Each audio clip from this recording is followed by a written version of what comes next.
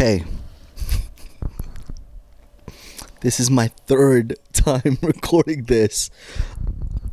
Fuck. I originally recorded one that was way too messy, so I recorded it again, and I was just free-forming, and I said I wasn't going to edit it. At the end of the video, I realized that the mic wasn't turned on. Bro, all that emotion that I had about talking about my feelings, freaking gone. I said I was tired, and I was like, God, I'm still tired, but like the emotions were so raw when I said it. Like I was about to cry and everything, and but it's fine. I can't even replicate the energy anymore because it was just like, it's gone. It felt so authentic when I was doing it, and then I read a poem and everything. I'm still gonna read the poem, but like, damn, I really had it. I was like talking about like life and how stressful it is and yada da da da da, but I forgot to hit on the mic. Anyways, I read Shakespeare's Sonnet 18 because I was talking about how I'm currently thinking about the poem, and how I've been thinking about the poem in the last few days because I just thought that the concept of the poem and like what it teaches and the themes is really nice. So I'm gonna read it again, even though I read it again before. Sonnet 18. Shall I compare thee to a summer's day? Thou art more lovely and more temperate. Rough winds do shake the darling buds of May, and summer's lease hath all too short a date. Sometime too hot the eye of heaven shines, and often his gold complexion dimmed, and every fair from fair sometimes declines, by chance or nature's changing course untrimmed. But thy eternal summer shall not fade, nor lose possession of thou fair thou owest.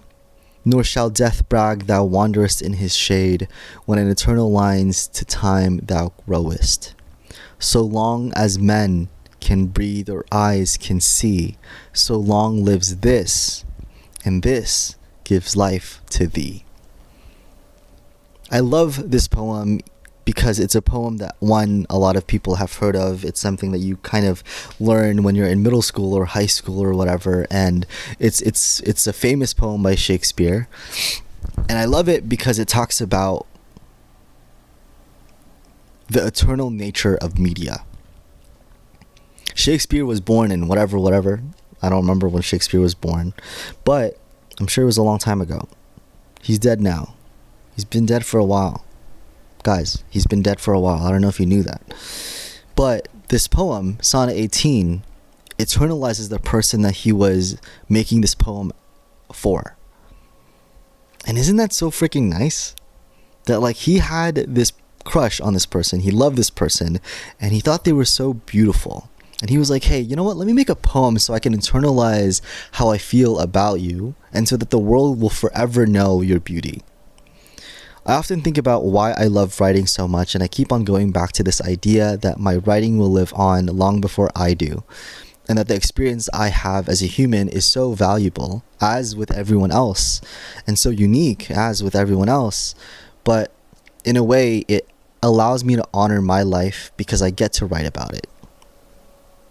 And I think that's why I chase good writing, and why I try to practice it every day in my own ways, and my secret blogs and my pen pals and all these different things, is that I want to be able to live a life where I'm able to go back and relive those moments. In the previous video that I made, that I recorded but I forgot to turn on the mic, I was talking about why it's important that you and I are making this content. Aside from the fact that I went on this huge spiel about how this is just an excuse for us to constantly hang out with each other and to keep our lives aligned with one another, that we decided to work with each other and try to make a living from making these videos, is that like there's also something really special about having these videos to look back on. I was talking about how stressed and overwhelmed I am. I listed about all the things that I'm doing right now that makes this month and next month and the month after that so stressful, but I'm not going to repeat it because I'm already tired of repeating it. Maybe another different video. But I think what's nice about that is that there will always be this video to talk about May 5th, 2026 and how exhausted, how tired, how overwhelmed I was, yet still grateful that I get to be overwhelmed, tired, and stressed about the things that I have chosen to be overwhelmed, tired, and stressed about.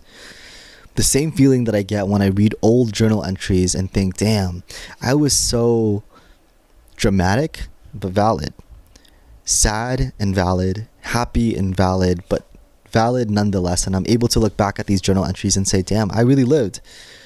And as someone who has an awful memory and just is really bad at oftentimes documenting memories, I'm glad that I have my writing to just be there for me.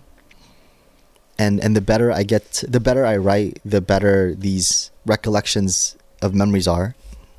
And so that's why I'm grateful that we get to have a platform like this, even though we only have the 300 subscribers who are subscribed, that we are still doing this.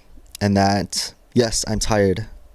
Yes, I'm overwhelmed and exhausted. And yes, it's been a very hard 2 weeks, 3 weeks because of all the things that I'm doing right now.